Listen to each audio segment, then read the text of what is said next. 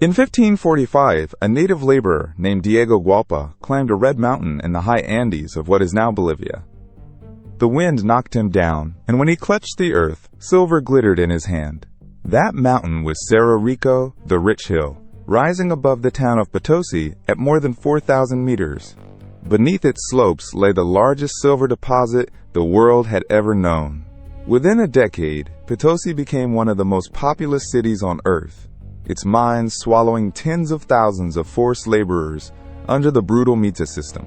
From its shafts poured a river of metal that would reshape global commerce. Between 1500 and 1650, the Americas shipped roughly 16,000 tons of silver across the Atlantic. Treasure fleets, the flotas, sailed twice yearly from Veracruz and Cartagena to Seville, their holds packed with coin and bullion. Seville's Casa de Contratación weighed, taxed, and registered every ingot, skimming the royal fifth, the quinto real, for the crown. On paper, Spain had become the wealthiest state in human history. Its king ruled territories where, it was said, the sun never set, from the Netherlands to Naples, from Mexico to Manila. No monarch in Europe commanded such resources. And yet here lies the great paradox that this story must explain. The kingdom that received this endless flood of silver would, within 12 years of the first shipments, declare itself bankrupt. It would default not once, but 4 times in a single century, and more after. The richest empire on earth would borrow against treasure it had not yet dug from the ground, mortgaging fleets still at sea. The silver did not stay in Spain. It passed through Seville like water through a sieve, flowing outward to bankers in Augsburg, Genoa, and Antwerp before the ships had even been unloaded.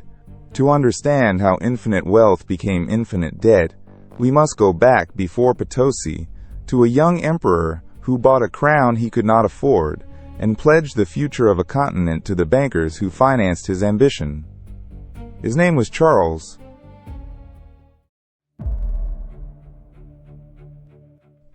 In 1519, the imperial throne of the Holy Roman Empire fell vacant.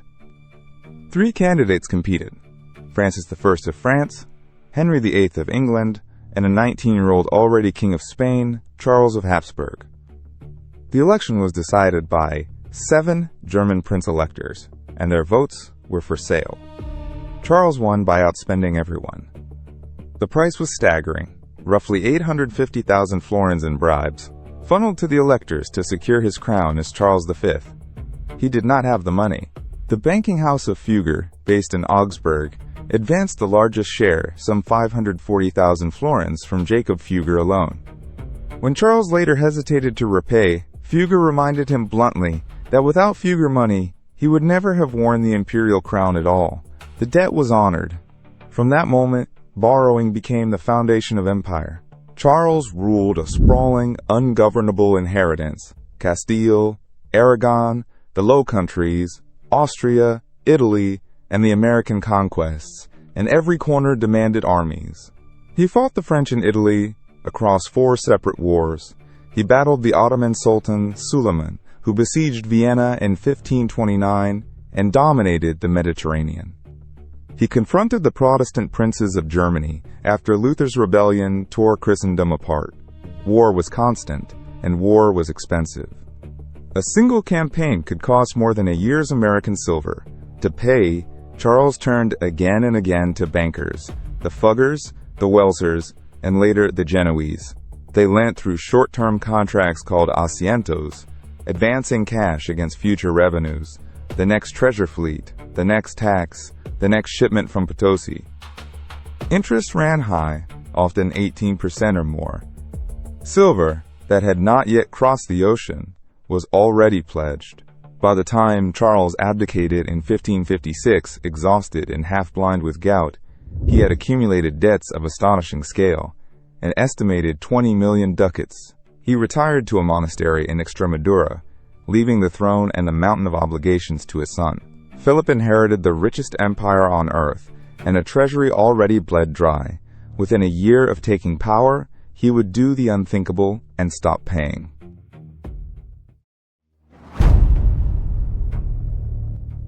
Philip II became King of Spain in January 1556.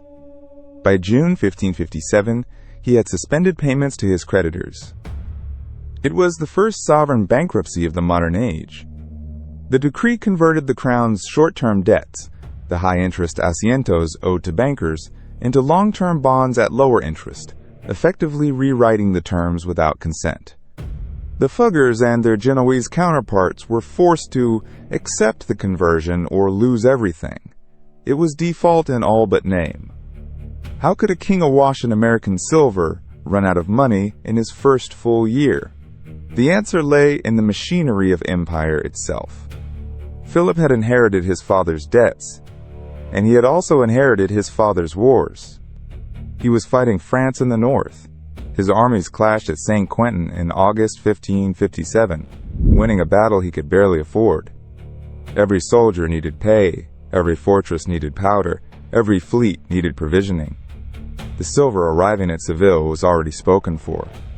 Here was the cruel mechanism at the heart of Spanish finance. Treasure came in twice a year with the fleets, in irregular, unpredictable surges. But war demanded money continuously, every day, in every province. To bridge the gap, the crown borrowed from bankers who advanced cash immediately, then collected repayment when the silver landed. The bullion barely touched Spanish soil before it was loaded onto mule trains and ships bound for Genoa, Augsburg, and Antwerp, flowing to the creditors who had financed the last campaign. Spain was a conduit, not a reservoir. The wealth passed through the kingdom without ever enriching it, and each default did not end the borrowing. It merely reset it. Bankers, hungry for the interest that empire could pay, always returned with fresh loans on new terms. The cycle deepened. Philip would rule for 42 years, and he would declare bankruptcy again and again. But the defaults of 1557 revealed a fatal pattern. An empire spending faster than the richest silver mine on earth could supply. And Philip was not spending on luxury or vanity. He was spending on something he believed mattered more than money itself: faith.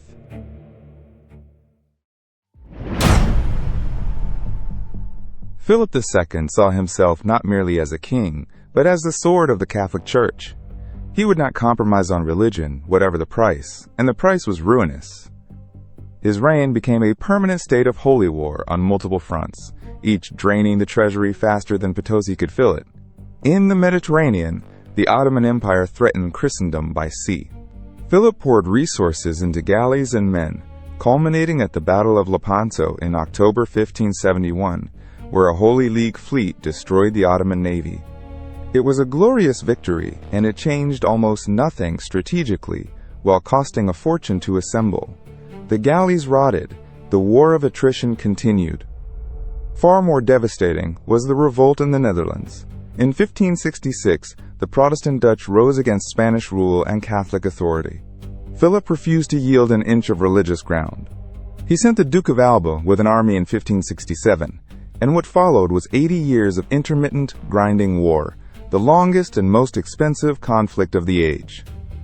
The Netherlands became a bottomless pit. The Army of Flanders, at its peak, numbered over 80,000 men, and its wage bill alone consumed enormous sums each month. Moving money to pay them across hostile territory was a logistical nightmare. When wages went unpaid, soldiers mutinied, famously sacking Antwerp in 1576, in an orgy of destruction that killed thousands and ruined the city's commerce. Ideology drove arithmetic into the ground. Philip believed that God would provide, that a Catholic king doing God's work could not truly fail.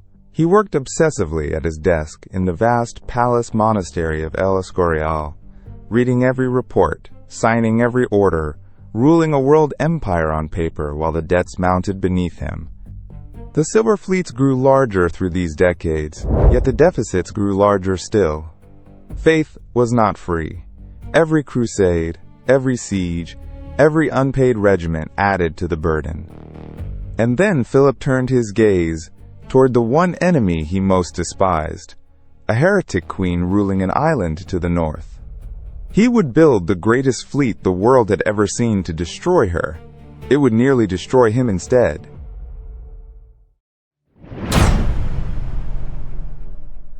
By the 1580s, Philip's fury turned toward England. Queen Elizabeth I had supported the Dutch rebels. executed the Catholic Mary, Queen of Scots, and licensed pirates like Francis Drake to plunder Spanish treasure fleets. In 1587, Drake raided Cadiz and burned ships in the harbor, an act the Spanish called singeing the king's beard. Philip resolved to end the insult with an overwhelming blow. He would launch the Grande y Felicissima Armada, the great and most fortunate fleet. In the summer of 1588, roughly 130 ships carrying some 30,000 men sailed from Lisbon toward the English Channel. The plan was to link with the Army of Flanders and ferry it across to invade England. The cost of assembling this force was colossal, consuming a full year's revenue and more. It was the single greatest military investment of the century. It ended in catastrophe. English fireships scattered the Armada off Calais. Storms then drove the fleet north around Scotland and Ireland, wrecking dozens of vessels on the rocks. Perhaps half the ships never returned. Thousands of men drowned or starved. The invasion never happened. The treasure had vanished into the sea. But the disaster did not end the war. It prolonged it. Fighting with England dragged on for years, alongside the endless Dutch revolt and renewed conflict in France. Philip kept spending, kept borrowing, kept pledging silver he did not yet possess. The treasure fleets still crossed the Atlantic, but the obligations always ran ahead of them. In 1596, the inevitable arrived. Philip declared his third bankruptcy, suspending payments once more and converting the crushing Asiento debts into long-term bonds. The Genoese bankers, who had replaced the Fuggers as the empire's principal financiers, absorbed the blow and, remarkably, kept lending, unable to abandon the only borrower large enough to make them rich. 2 years later, in 1598, Philip II died at El Escorial, his body ravaged by disease, his empire vast and victorious in appearance, hollow and insolvent in fact. He left his son a realm that had defaulted 3 times. To understand how this became inevitable, we must open the ledgers themselves and examine the strange machinery of debt that kept the Colossus standing.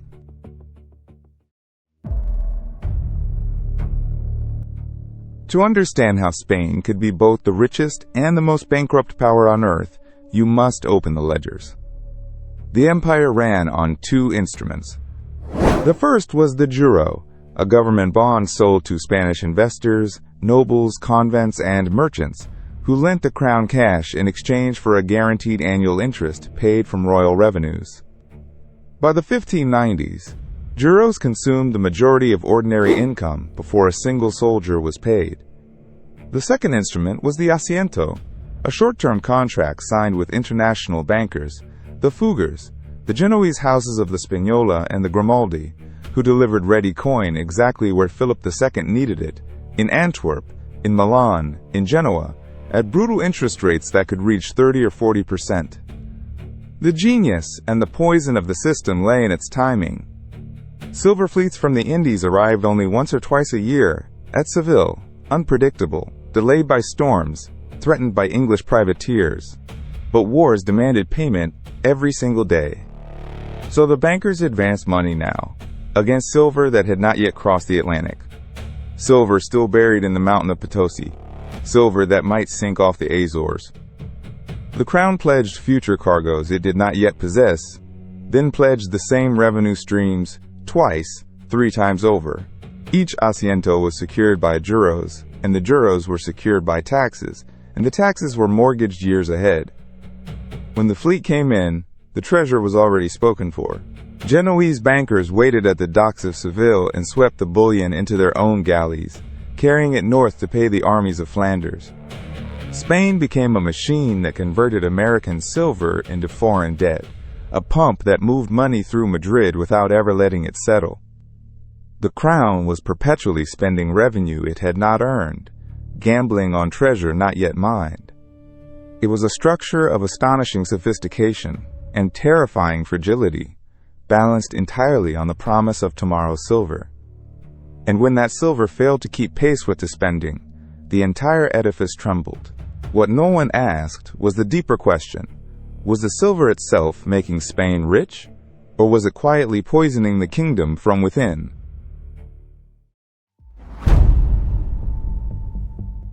The treasure that was supposed to make Spain invincible was slowly hollowing it out. Between 1500 and 1650, an estimated 16,000 tons of silver and 180 tons of gold poured into Seville from the Americas, an avalanche of precious metal unlike anything in human history. Economic logic dictated the result. When money multiplies faster than the goods it can buy, prices rise. Historians call it the price revolution. Across the 16th century, prices in Spain quadrupled, rising faster and higher than anywhere else in Europe.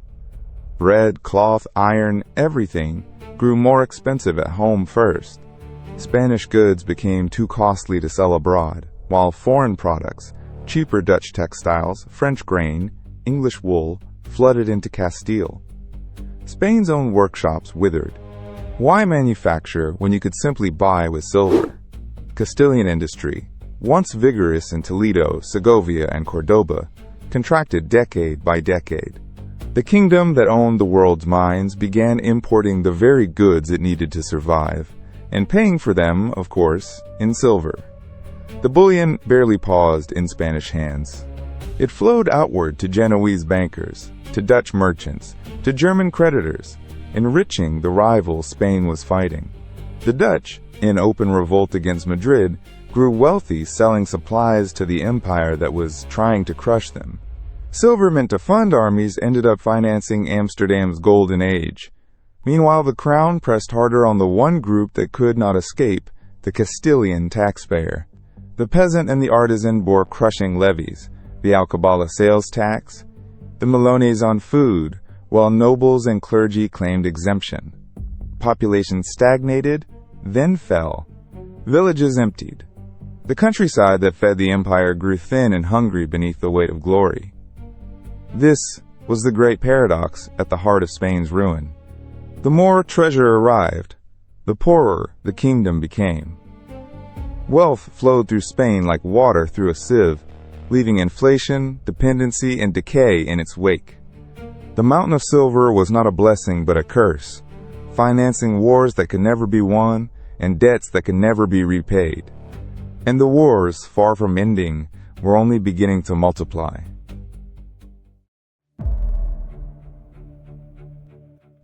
Spain could not stop fighting. Under Philip III and then Philip IV, the empire plunged into conflicts that spanned continents and swallowed decades.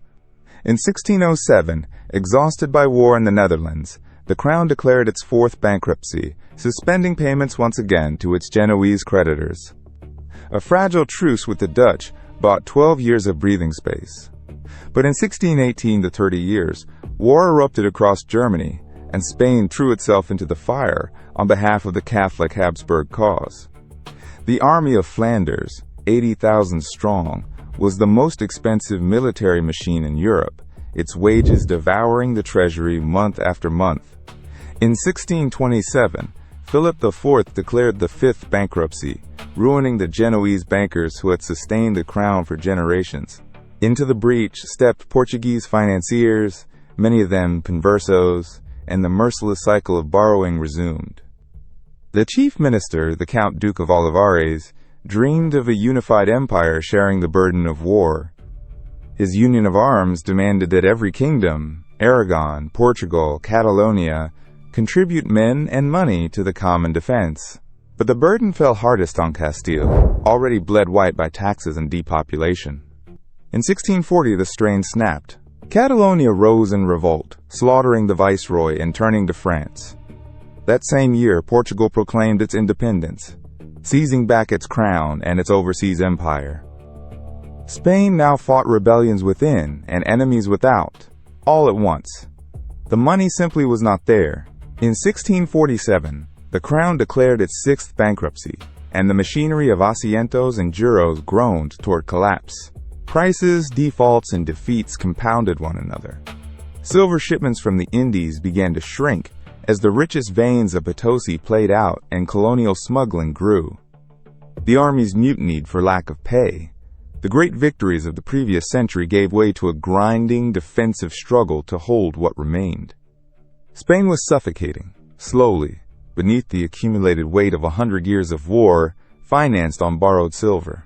The empire that had ruled from Manila to Mexico, from Naples to the Netherlands, was running out of soldiers, out of coin, out of time. And the final reckoning was near.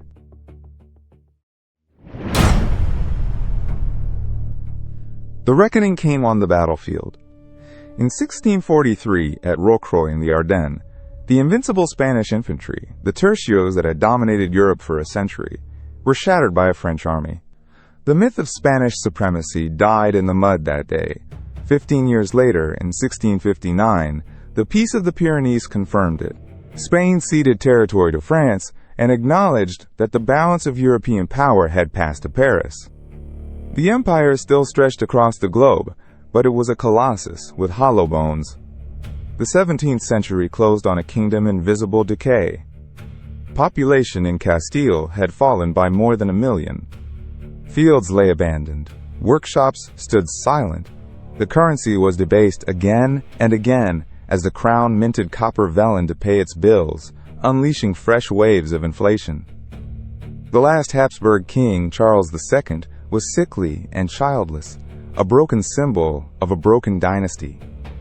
When he died in 1700, the great powers of Europe fought a war simply to divide the Spanish inheritance among themselves. Consider what had been squandered. Spain had received the largest transfer of precious metal in the history of the world, 16,000 tons of silver, wealth beyond the imagination of any previous age.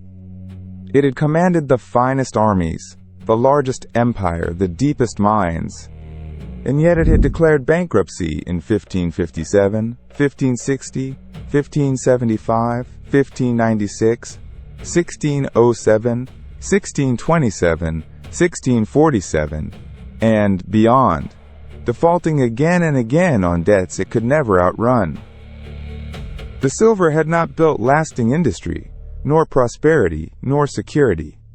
It had financed wars for faith and glory that no treasure could sustain, enriched foreign bankers and rival nations, and left the Spanish people impoverished beneath a crown of gold. The lesson echoes across the centuries. Endless ambition, funded by endless borrowing against a fortune that always seemed inexhaustible, will consume even the mightiest power. Spain proved it could conquer the world and still lose everything, undone not by any single enemy but by the arithmetic of its own hunger. For in the end, the richest empire spent itself to death,